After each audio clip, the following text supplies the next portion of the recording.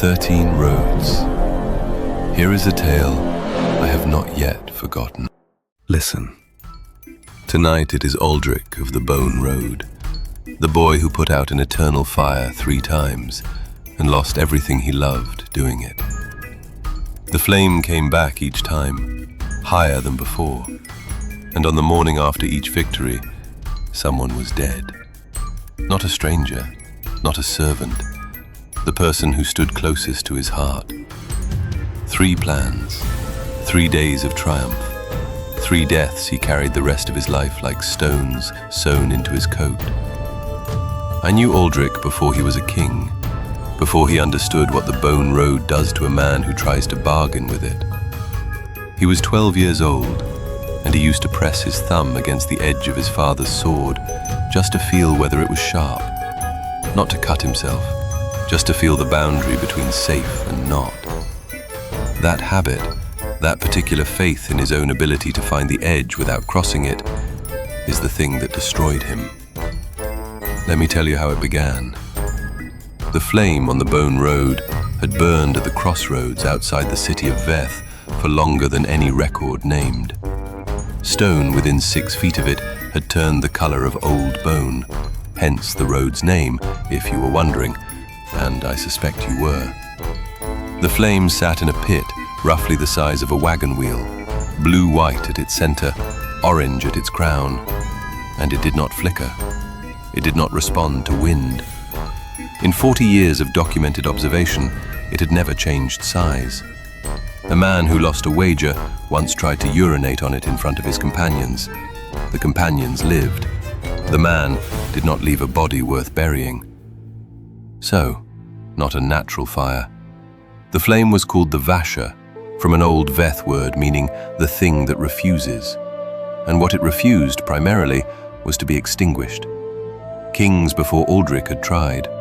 2 of them had tried with water, river water, sea water, water blessed by 3 orders of clergy. The flame accepted all of it and burned brighter afterward, the way a forge fire brightens when you feed it air. One king had tried to bury it under 6 feet of quarried granite. The granite cracked in the night. By morning, the fire was 12 inches taller than it had been before.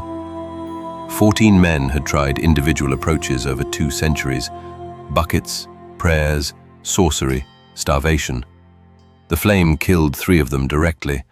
The rest simply failed and walked away with the particular hollow look of a man who has tried to fight something that did not notice him. Aldric's father died when Aldric was 19. The cause was not the Vasha, it was a fever, the unremarkable kind that kills kings and beggars alike without preference. But in his final days, Aldric's father had pressed the boy's hand and said, "The Bone Road ends at our gate. We have never found a way to make it end sooner." And Aldric had taken that as instruction. He was 21 when he married Seravan. I will not tell you much about her now, because if I tell you who she was before I tell you what was lost, the grief lands wrong. What I will tell you is this. She had a laugh that arrived 3 seconds before she intended it, like her body couldn't wait for her mind to decide something was funny. And she had a scar across her left palm from a fall at age 9 that she'd never explained properly to anyone, including Aldric. He used to run his thumb across it the way he'd once run his thumb along his father's sword, finding the edge of something, learning its shape. He loved her the way a practical man loves someone, completely, and without saying so nearly enough. By the time they married, he had already been studying the Vasha for 2 years. He had scholars, engineers, a man from the southern provinces who claimed to understand fire the way a surgeon understands a wound. They had all produced documents. Aldric had read every one. His first plan was elegant. If the Vasha fed on something, and all fires feed on something, then the way to kill it was to find what it fed on and cut off the supply. His engineers had tested the soil beneath the flame and found a seam of gas running through the limestone shelf under the road, the kind of gas that escapes from old organic matter pressed underground over centuries. They tunneled, carefully. 3 months of work. They rerouted the seam 40 yards east, packed the original channel with wet clay, and stood back. The flame guttered, dropped to half its height, flickered for the first time in recorded history. By evening, it was out. Aldric stood at the edge of the pit in the dark and felt the cool air where the heat had been. And he laughed. Not his father's laugh. His father had been a restrained man. Aldric laughed like someone who has been holding their breath for 2 years. His messenger rode back to Veth with the news. There were bells. There was wine. On the second day, Seravain was dead. No mark on her, no sign of struggle. The physicians said her heart had simply stopped in the night, a phrase that means, "we do not know," dressed up in the language of certainty. She was 23 years old. She had been healthy the day before. She had been laughing the day before. And the Vasha was burning at the crossroads, 4 inches higher than it had ever been in recorded observation, blue-white and perfectly still. I need to stop here for a moment and tell you about the figure Aldric found waiting for him when he returned to the crossroads. He stood in a cowl the color of a winter sky just before the light gives up. Not quite white, not quite grey, and the vestments beneath were stitched in a pattern of interlocking bones, so fine you had to be within arm's reach to see them. In one hand, he held a censer on a long chain, curved like a sickle, and from its mouth poured smoke the color of a bruise, black-purple, that fell downward instead of rising. His face was in shadow deep enough that you couldn't tell if the shadow was cast by the cowl or was something the man produced himself. He called himself the Pale Cardinal. He did not offer condolences. He said, "The flame returns what is owed to it, plus interest. That is the nature of a debt called in badly." Aldric asked him what he meant. The Pale Cardinal tilted the censer slightly, and the bruised smoke pooled around his feet. "The Vasha is not a fire," he said. "It is a debt made visible. Your family owes it a reckoning from before your grandfather's grandfather had a name worth recording. Every attempt to extinguish it is an attempt to repudiate a debt. The flame does not care about your engineering. It cares about what is owed." Aldric was 21 years old, and his wife was 2 days dead.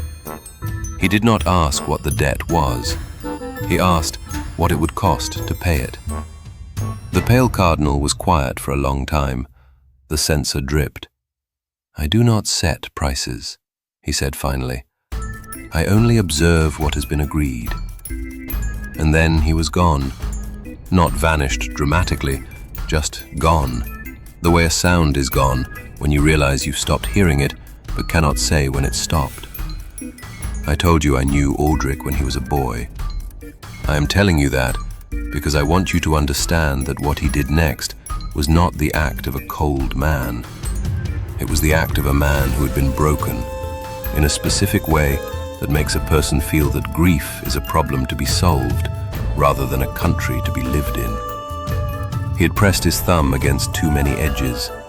He believed he could always find the precise point where safe became not safe and stop just short of it. He had 2 more plans. The second plan came from a scholar named Dorvath, who had spent 40 years studying the nature of permanent phenomena, things that persisted without explanation. Dorvath was 71, smelled of camphor and old paper, and had a chip in his upper left canine from a fall at age 6 that gave his speech a faint whistle when he hit a hard consonant. He believed the Vasha was not supernatural in origin, but was instead a closed loop, a fire that had found a way to sustain itself by converting the energy of attempts to extinguish it into fuel. The solution, he said, was not to extinguish it, but to interrupt the loop without opposing the flame directly. Build a structure around it that would gradually deprive it of air and material, not attacking it, simply enclosing it, until it consumed itself. It took 8 months to build. A dome of a specific stone from the eastern quarries, dense enough to trap heat, fitted so tightly that no air could pass from the outside. 4 layers, interlocked. The outer surface, painted with a white chalk compound Dorvath had developed that would reflect heat back inward rather than radiating it outward. They sealed the dome on a Thursday morning. Aldric pressed his palm flat against the outermost stone and felt nothing. No heat. By that evening, their instruments, thin copper wires run through channels in the stone, showed that the temperature inside the dome was dropping. He had already told himself he would not celebrate this time. He went back to the palace. He ate a meal. He sat with his advisor, an old man named Carr, who had served his father and who smelled of pipe smoke and who kept a folded letter in his breast pocket that had been there 10 years, addressed to a woman Carr never spoke of. Aldric sat with Carr through the evening, and they talked about small things. The repair needed on the Eastern Aqueduct, a trade negotiation with a city 2 weeks' ride south. Normal business. King business. Carr was dead by morning, found in his chair, still holding the pipe. The folded letter fell out of his breast pocket when they moved him. Aldric caught it. He held it for a moment, feeling its weight. Light, almost nothing, 1 sheet, and then placed it in the fire rather than read it, because some things belong only to the person who carried them. Outside the city, the dome had cracked in the night, every layer, simultaneously. The stone had fractured outward as though something inside had pushed with even pressure on all surfaces at once. The Vasha stood in the open air, burning higher than it had ever been observed. The scholars measured it and then looked at each other and didn't say what they were thinking, which was that the number they'd recorded wasn't physically possible given the size of the original pit. 2 plans, 2 victories, 2 mornings, 2 people who would not be alive if Aldric had simply left the fire alone. He did not go to the crossroads to look for the pale cardinal. He did not need to. He understood now that there was a mechanism. He still believed it was a mechanism, because believing it was something else meant believing he could not solve it. And the mechanism punished victory at compound interest. The flame returned larger. The price was paid by the person whose loss would hit closest. What he did not understand yet, what he would spend the next 3 years trying not to understand, was that the mechanism was not punishing him. It was completing a transaction. His family owed the Bone Road a debt. Every extinguishing was a partial payment. The debt was denominated in grief. That was not metaphor. That was the terms. The third plan was Aldric's own. No scholars, no engineers. He told no one what he intended, because he had understood by then that the thing that died was always the person or persons closest to the plan, closest to his heart in that moment. So he planned it alone. He executed it alone. He rode to the crossroads before dawn on a morning in late autumn, when the roadstones smelled of rain that had fallen in the night, and the first ice had formed in the ruts. He carried nothing sophisticated. He carried the knowledge he had gathered from 2 years and 2 failures. And he carried a clay jar of water, and he carried his father's sword. He stood at the edge of the pit. The flame was higher than his shoulder. He upended the jar of water into the pit first, the gesture of a man who had learned that symbols matter as much as physics, and that sometimes a thing done wrong the right way is more powerful than a thing done right the wrong way. The water hissed and vanished. Then he took his father's sword and held it point down over the flame, the steel heating red in seconds, the heat traveling up toward his hands faster than he expected. And he said, clearly, into the empty road, "I do not extinguish the debt. I inherit it." The flame went out, not guttered, not dropped. It simply stopped existing, the way a sound stops, and the pit was dark, and the road was cold. He stood there for a long time. He was waiting. He knew what morning would bring. He had planned alone, but there was still someone closest to his heart, and he had known that going in, and he had done it anyway, because the debt had to end somewhere, and he was the last of his line who could end it with knowledge of what he was doing. In the morning, his mirror showed him a man 20 years older than he had been the night before, his hair white, his hands tremoring slightly at the fingertips, His eyes a color that had no name in any language he spoke. Not gray, not brown, something older. He was alive. There was no one else to take. He had isolated himself so completely in the planning that the mechanism had no closer target. The debt was called in against the only collateral remaining, himself. Not his death, but the years. The years burned off him like the surface of the water he'd poured into the pit. Gone. He lived another 30 years. They were not bad years by most definitions. He administered his kingdom carefully. The bone road outside Veth was used by travelers again, cautiously, then regularly, then so routinely that merchants stopped remarking on the empty pit where the Vasha had been.